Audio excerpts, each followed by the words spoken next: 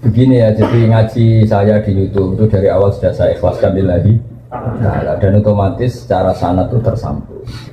Yang ada syarat ketat itu kalau mau jadi mufti. Ya jadi apa?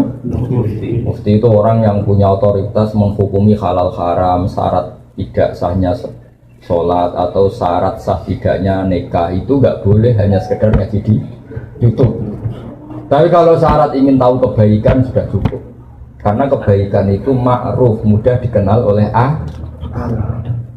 Jadi kalau syarat-syarat yang ketat harus ketemu gurunya, ngaji lama, terus akhlaknya harus baik, hafal Quran, hafal hadis, itu syarat untuk mufti, ya Pak? Mufti itu begini loh, fatwa sesuatu yang jelimet itu namanya mufti. Kalau sampean kan nggak perlu seperti itu. Makanya dengar ngaji saya yang bisa dilakukan, yang nggak ditunda itu sudah selesai. Dan potongannya ya nunda semua. Misalnya saya ngaji, wajib gak orang nyaur utang? Ayo jawab. Tahu toh? Ditunda apa langsung? Ketika kangen keluarga wajib gak terus ingin pulang atau ngirimin?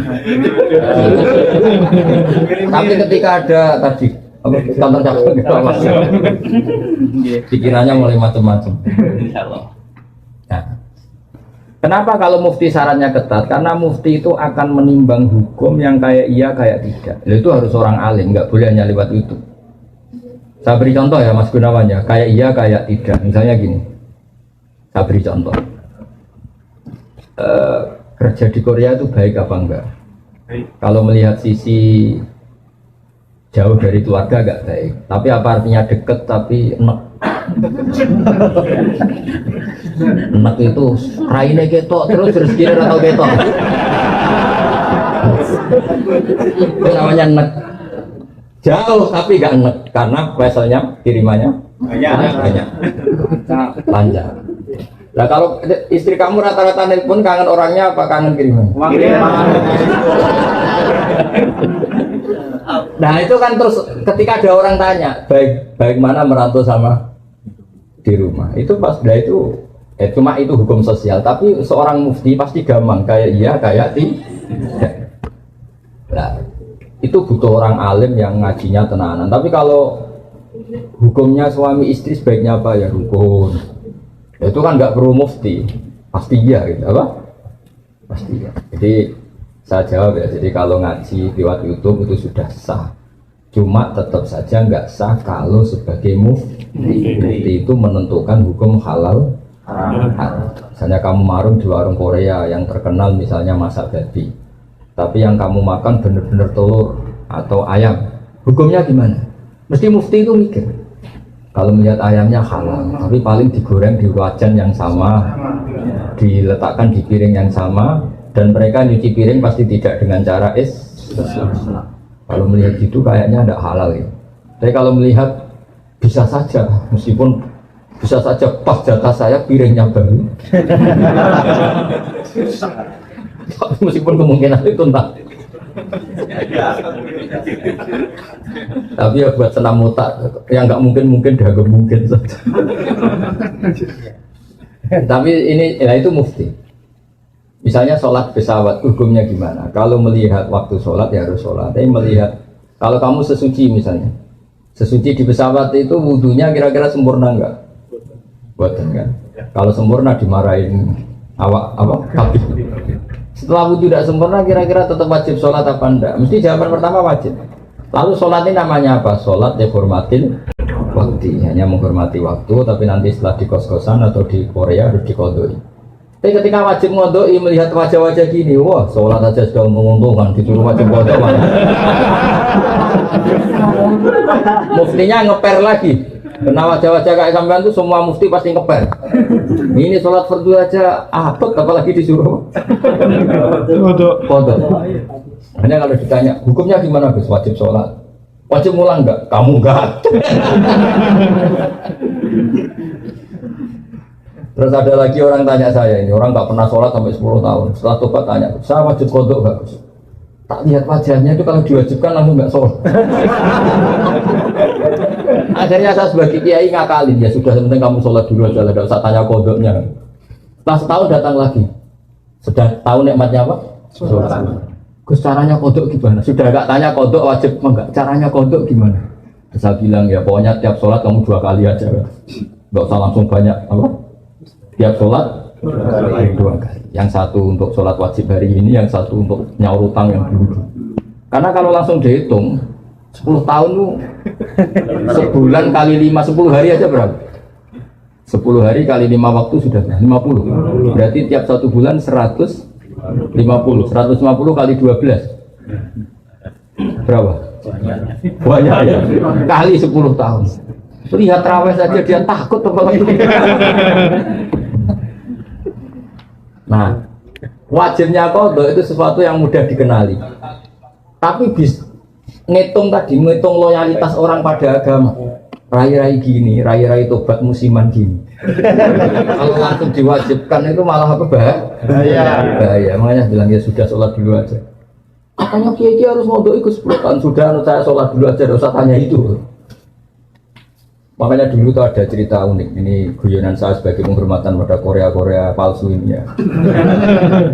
Ada kiai itu kan rata-rata anaknya cantik. Kalau anaknya tidak pati cantik, ya rapati kiai. Kiai betul itu rata-rata anaknya cantik. Karena istrinya rata-rata ya. Kalau kiai istrinya jelek ya agak musibah. Tapi bisa bikin kantor cabang. Ini provokator itu. Apa pengesahan? Pakai kartu apa? Enggak, kantornya itu. Dia mengistilahkan istri kedua itu. Singkat cerita itu anaknya itu cantik. Ya dulu itu enggak ada akses ke dalam kecuali harus jualan apa?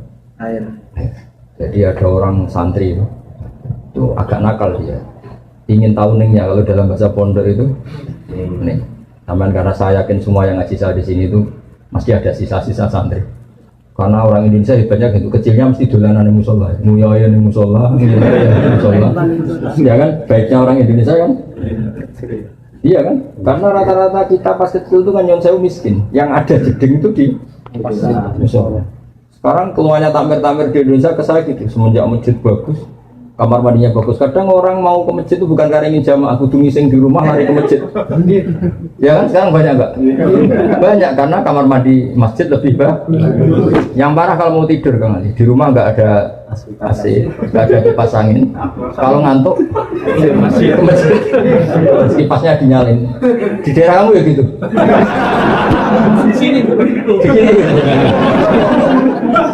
Di kos-kosan nggak ada kipas, di sini masjid ada. Ada sih, malah sih di sini. Itu mau itikaf kok mau nikmati hidup. Nikmati hidup. Ya alhamdulillah kok Allah nggak apa-apa lah. Dekat masjid sudah baik. Meskipun niatnya tidak baik, semoga tetap apa? Baik. Singkat cerita dia itu pura-pura jualan apa? Air.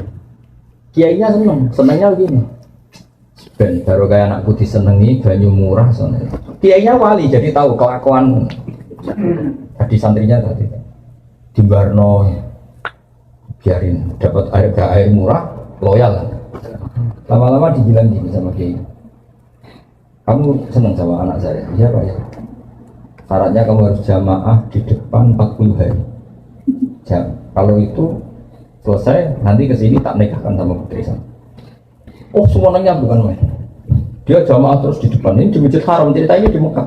Nggak di Seragen, nggak di Solo. Jadi ini cerita kelas internasional, bukan kelas apa? Setelah itu sholat, semangat dia. Syaratnya 40 hari di soft awal. Ya imamnya atau imam Masjid Haram, nggak masuk imam nggak ini. Kalau di sini nggak jadi wali 40 hari belum. Ini di Masjid Haram, yang satu sholat sama dengan 1000 sholat, ya 1000 rakaat. Kalau sholat di sini satu sholat kan benar-benar satu. Kalau di sana lipatannya kan berapa? 10.000. Ada yang bilang pokoknya ribuan, ratusan ribu, terserah hitungnya sampai 40 hari. Hari ke-40 selesai sama kiainya digandeng santri. Ayo nak pulang ke rumah saya. Tak kawinkan sama anak saya sesuai perjanjian. Itu santrinya marah-marah. Pak Kiai, punya uang. Sholat diterima dijoli anak jenengan. Enggak bisa. Ternyata dia hari kedua ketiga sudah ikhlas, tidak karena cewek tadi, tidak karena putrinya kita tadi. Ayo nak pulang saya nikahkan sama anak saya karena sudah 40 hari. Pak Yai, kamu menghina saya. Masa sholat nikmatnya seperti itu hanya hasilnya dapat putri jenengan? Enggak bisa. Sholat saya itu balasannya surga, enggak bisa. Enggak mau saya. Dari sholat untuk dapat cewek menjadi sholat nikmati kebenaran. Makanya kalau kamu ingin kaya, tak suruh sholat hati. Nanti kalau sudah sering sholat, nikmatnya sujud, nikmatnya muasalah sama Allah, terus mulai berubah doa. Apa penting kaya apa enggak? Kalau kok masih ingin kaya terus berarti sholatnya masalah. Akhirnya nggak mau malah dikawinkan. Akhirnya kiainya yang merayu dia. Sudahlah tetap jadi mantu saya karena kiainya kesemsem ingin punya mantu ikhlas. Sekarang ganti yang kiainya yang mati-matian ngerayu supaya dia mau jadi menantunya.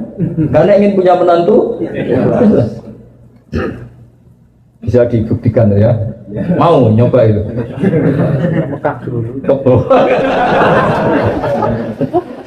Dan contohnya ada harus Mekah. Misalnya Anda ingin kaya, dijazahi, disuruh sholat saja. Lama-lama nanti Anda akan muhasabah, mengkoreksi doa Anda.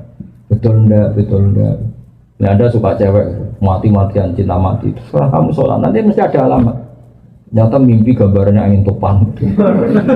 Saya pernah punya teman sholat istikharah, gambarnya itu angin topan. Macam ya itu jadi itu artinya wasta'inu bisabri apa? Karena kita tidak pernah tahu yang maslahat untuk kita itu ke depan itu apa, kita tidak pernah tahu. Makanya semuanya kita serahkan pada Allah Subhanahu. Mungkin sampean kalau hidup di Jawa karena tetangga roh kiai kadang rapati senang. Karena kadang jenenge gawan tonggo, tapi gara-gara di Korea melihat Islam gak hidup malah sampai jadi kiai. Kalau di rumah jadi kiai RT saja nggak ngangkat ya. Tapi kalau di sini langsung kiai internasional.